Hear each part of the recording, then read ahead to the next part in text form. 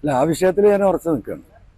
കാരണം നെഹ്റു കുടുംബത്തിൽ നിന്നൊരു വ്യക്തിയിൽ നിന്ന് ഇന്ത്യൻ ജനത ഒരിക്കലും പ്രതീക്ഷിക്കാത്ത രീതിയിലുള്ള വ്യക്തമായ പരാമർശമാണ് നടത്തിയിട്ടുള്ളത്. അത് ജനങ്ങൾ ആലോചിക്കേണ്ട വിഷയമാണ്. അത് ജനങ്ങളെ കൃത്യമായിട്ട് ആലോചിക്കും. മതേതരത്വത്തോടൊപ്പം എല്ലാ ജീവനും ജീവിതവും നൽകിയ സഖാക്കളുടെ നാടാണ് കേരളം. ഇന്നും കേരളത്തിലെ മുഖ്യമന്ത്രി അടക്കമുള്ളവരുടെ ആ നിലപാടിൽ നിന്ന് ഒരു ഇഞ്ച് പുറകോട്ട് പോയിട്ടില്ല.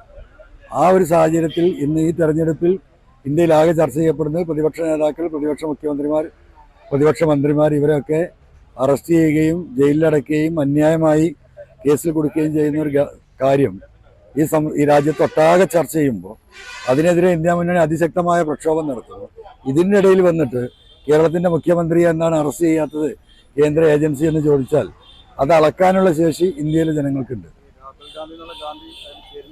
അല്ല, രാഹുൽ ഗാന്ധി എന്നല്ല, അദ്ദേഹത്തെ നെഹ്റു കുടുംബത്തോട് പോലും കൂട്ടിച്ചേർത്ത് പറയാനുള്ള ഒരു അർഹതയും അയാൾക്കില്ല എന്ന് അയാൾ തന്നെ തെളിയിച്ചിരിക്കുന്നു.